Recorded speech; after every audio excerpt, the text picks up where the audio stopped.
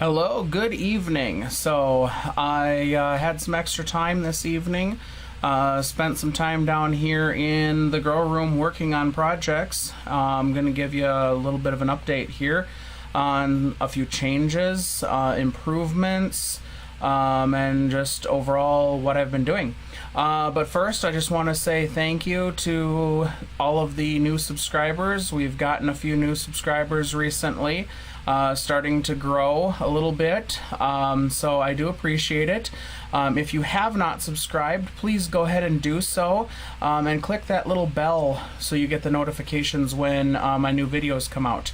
So let's get started with some changes and upgrades, and just what's been going on here in the grow room. So microgreens, we don't have any lights on right now, but I did plant 4 trays of microgreens the other night. These are 3 days now. So basically the same thing that I've been growing: broccoli, kale, radish, peas. I do have 4 trays here that I'm kind of prepping.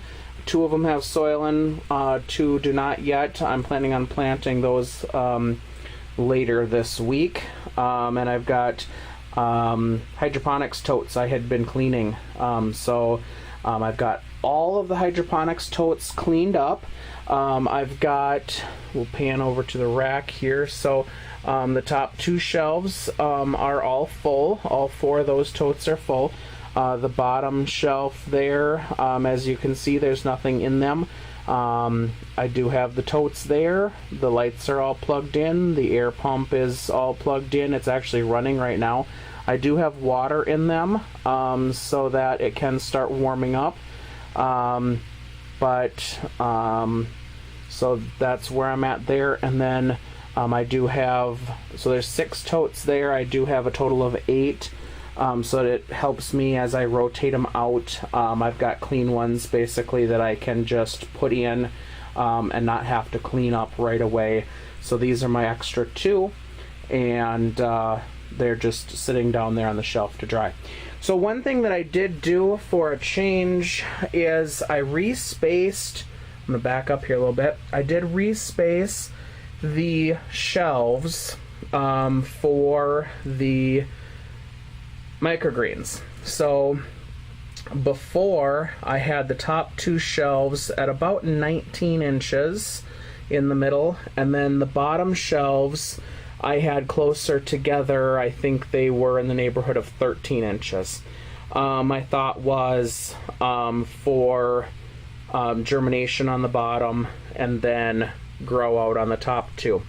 Now what I've done is I've found I don't need quite that much space up top, and it would be nice to have a little extra space on the bottom to be able to get the tops when I'm doing blackout, to put that top on and lift it up and spray them to mist them with water. So I've changed. Now I've got 16 inches, 16 inches, 16 inches, and 15 inches. Unfortunately, I can't do 16 there because my ceilings won't allow me. If my ceilings would allow me, I could put the top shelf up another inch and move everything up and have all 16-inch shelves. The distance between the light and the top of the tray is still the same. All I did was I shortened up that chain on the top. And I could still go up more. I think I've got about 7 inches between the bottom of the light and the top of the tray. Not the blackout tray, the actual grow tray. That's what I have been doing. That's what they've been growing at. And it's been working quite well, so I'm leaving it at that, but I do have room. If I need to put the light up more, I can still raise it up. I've got room.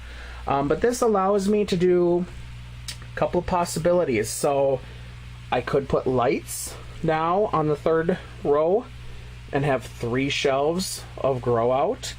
I can just leave that as germination area. So, you know, a couple of possibilities.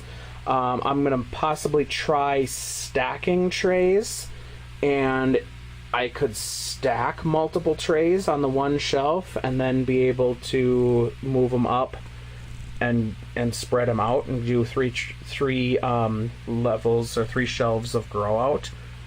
That could give me more production. So more to come there, more experimentation, but I did tweak the distance between those shelves a bit, and basically evened them all out so they're a little more even. So, okay. Nothing otherwise new with the hydroponics other than, like I said, I did some cleaning, did that. Otherwise everything's still growing beautifully. We definitely need to start eating this red lettuce and that kale. The green lettuce is coming along, that'll be shortly. So the little plants that got moved over just a few days ago that were little teeny tiny things are growing wonderful. That is sunset lettuce. That's that supposedly really vibrant red. This is the red leaf lettuce, as this is. Kale.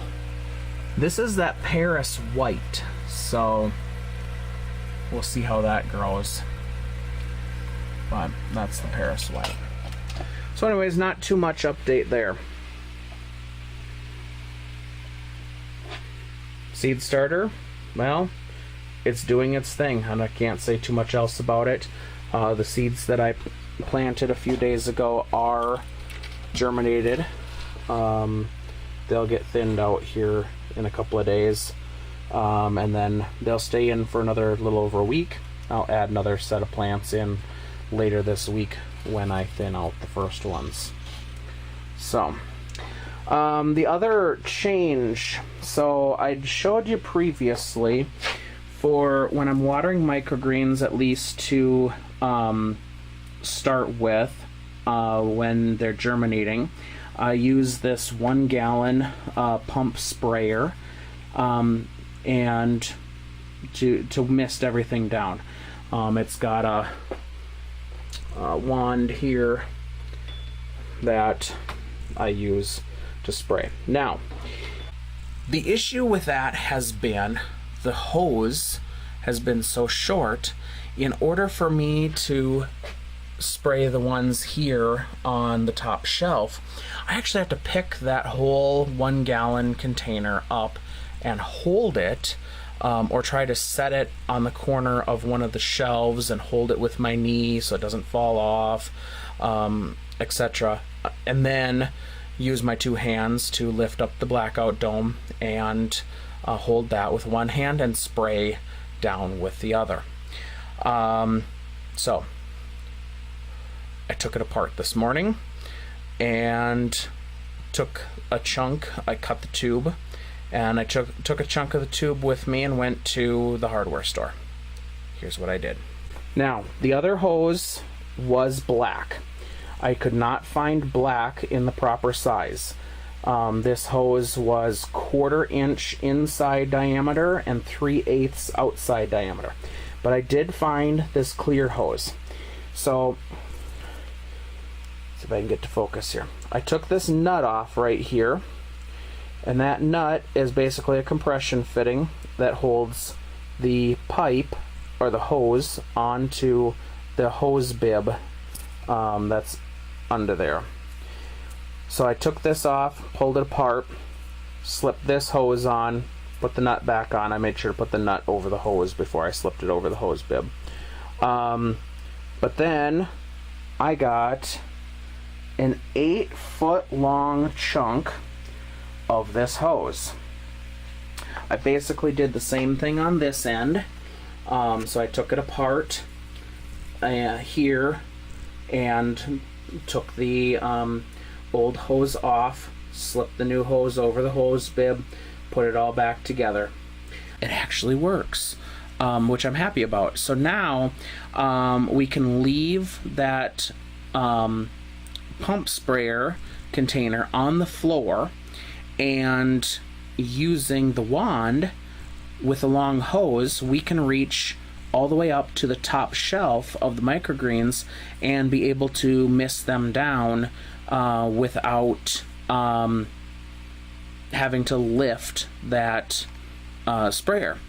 So benefit for me because I will be able to move quicker, don't have to lift it up, don't have the risk of dropping it. I have dropped it a couple of times while trying to water everything.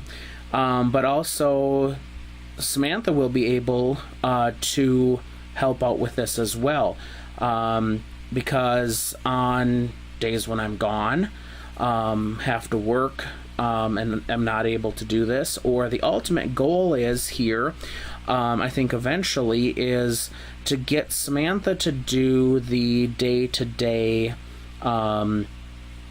seeding, watering, checking in, trying to get her to do some of that stuff, and then that will allow me to kind of step back from it, but then I can come in and do the parts that maybe she can't, whether that be help out with harvest or the cleanup, and washing everything, hauling the trays, the used trays of microgreens outside and dumping them, anything like that.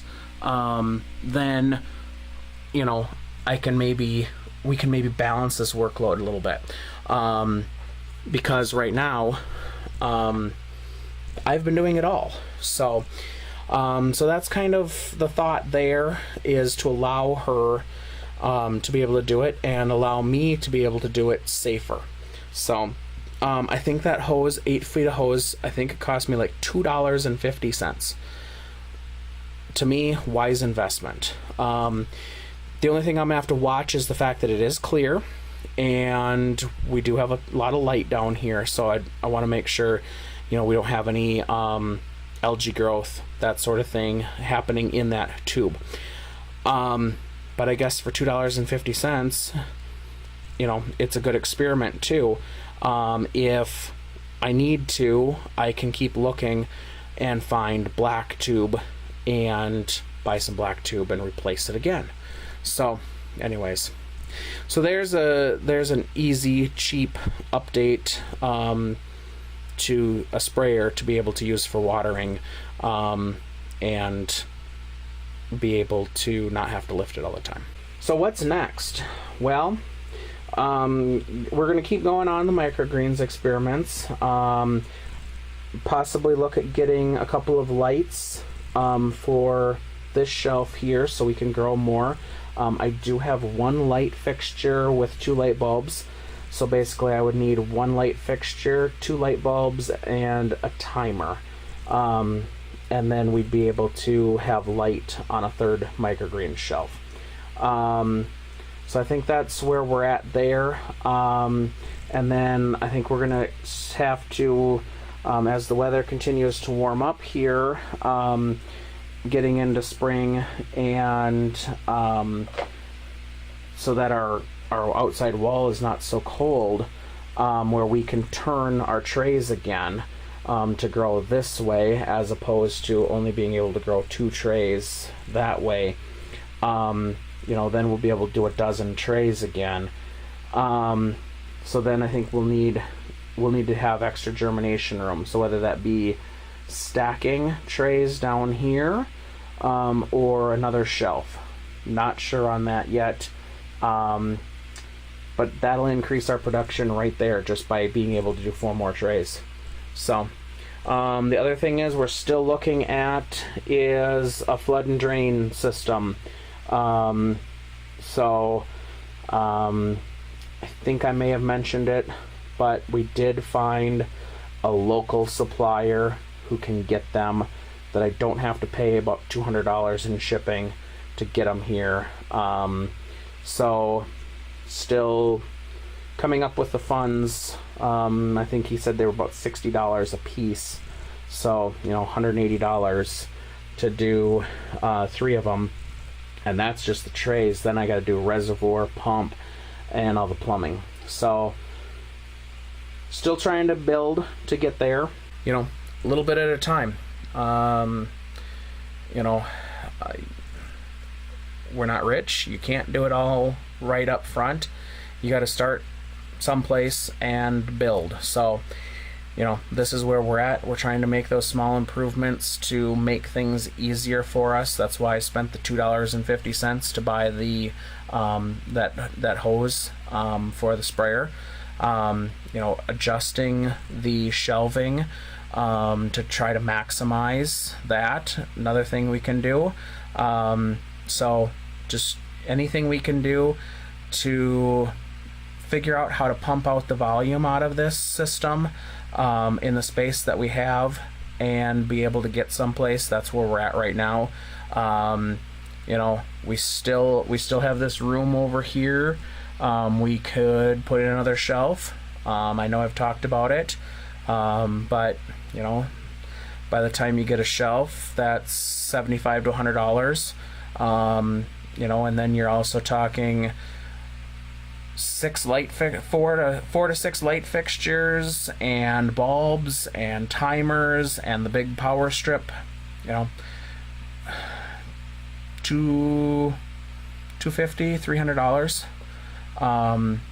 You know, some people that's not a lot, but when you're starting off and growing, that's a lot to invest. So you know, I think we got to maximize the one shelf and get what we can out of it, see where we go, get into the farmers market this spring and summer, and you know, hopefully start getting some sales, and then we can grow that way. So I think that's where we're at.